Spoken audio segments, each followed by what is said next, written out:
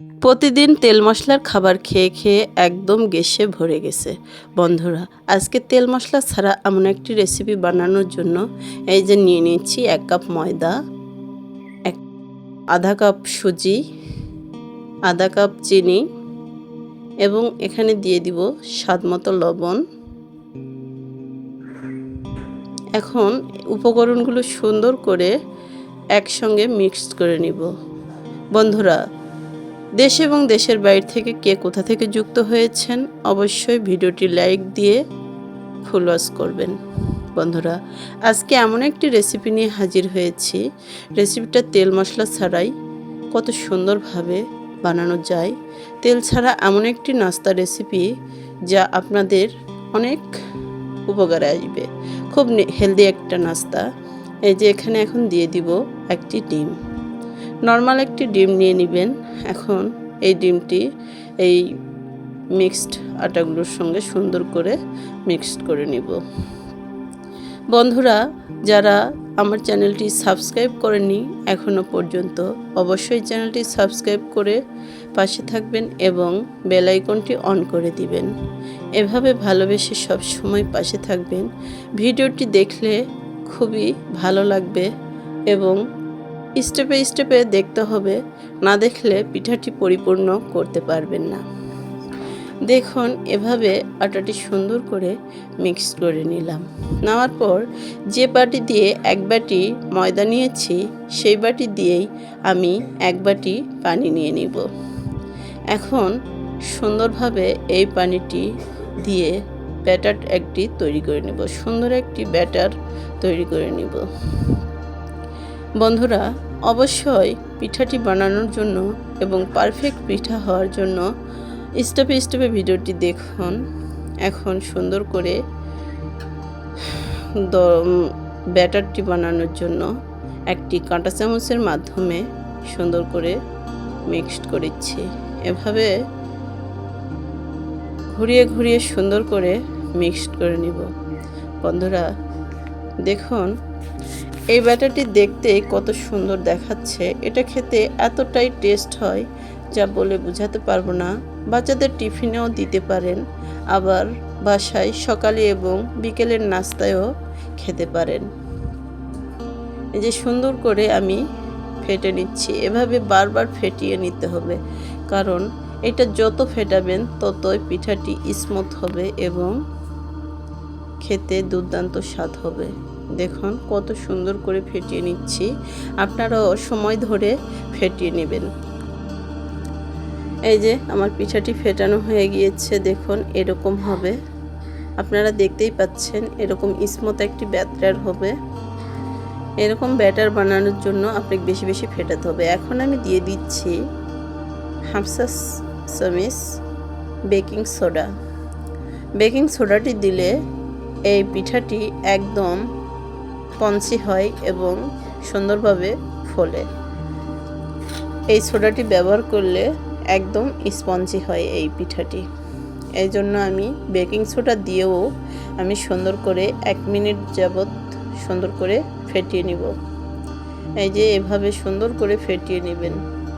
আপনারা যদি এই পিঠা ভালোভাবে না ফেটাতে পারেন তাহলে পিঠার একটি পারফেক্ট স্পঞ্জি আসবে না।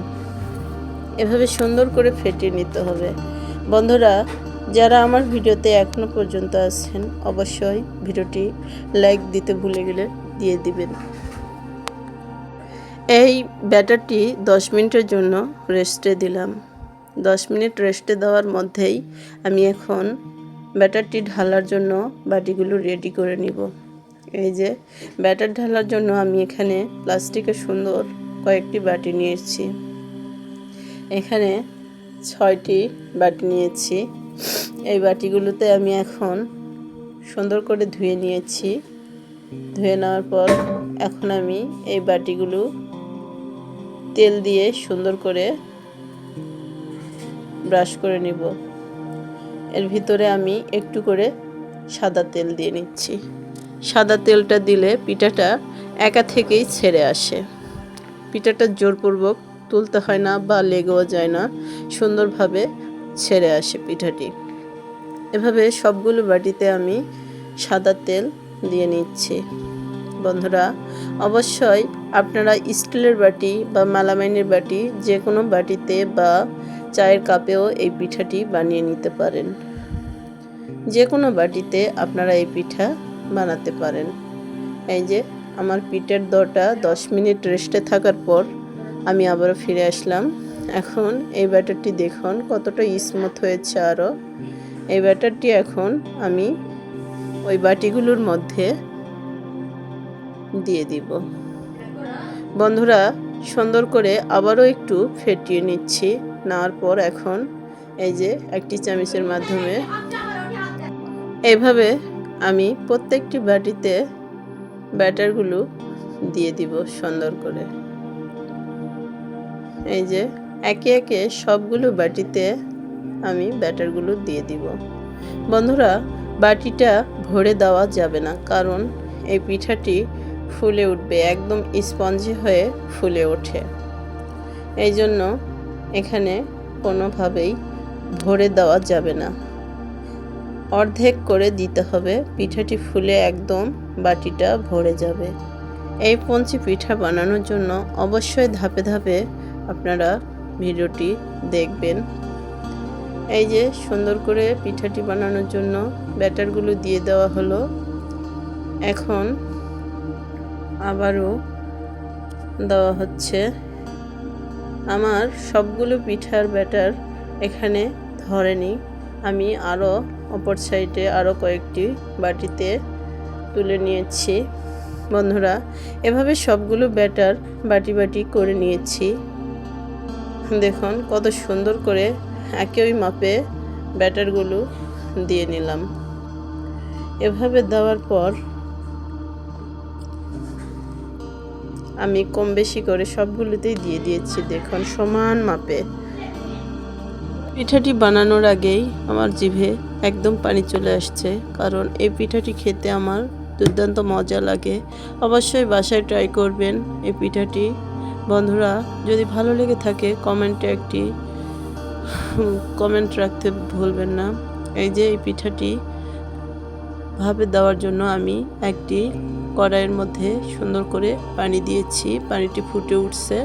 এখন এখানে দিয়ে দিলাম পিঠার বাটিগুলো বসে নেওয়ার পর এই যে আমি ঢাকনা দিয়ে নিলাম।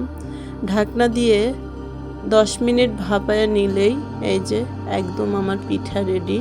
দেখুন কত সুন্দর পিঠাগুলো আমার বাটিটা ভরে উঠেছে। এই যে বাটি থেকে একা একাই খুলে গেল, সবগুলো পিঠা সুন্দরভাবে খুলে এসেছে। দেখুন এভাবে আমি সবগুলো পিঠা বানিয়ে নিলাম।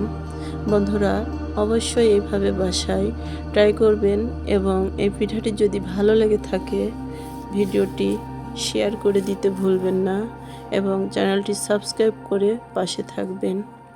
এই যে সবগুলো পিঠা আমি ছাড়িয়ে নিয়েছি। এখন পিঠাটি পরিবেশন করার জন্য আমি এখানে বাটিতে নিয়ে নিচ্ছি টমেটোর সস। টমেটোর সস দিয়ে এই পিঠাটি খেতে দুর্দান্ত মজা লাগে। অবশ্যই বাসায় ট্রাই করবেন এবং খেয়ে অবশ্যই বলবেন যে কেমন লেগেছে। এই পিঠাটি খুবই মজার লাগে। এভাবে বাসায় ট্রাই করবেন এবং ভালো লাগলে ভিডিওটি শেয়ার করে দিবেন। দেখুন কতই না মজা লাগতেছে। বন্ধুরা, এখানে শেষ করছি। আসসালামু আলাইকুম ওয়া রাহমাতুল্লাহ।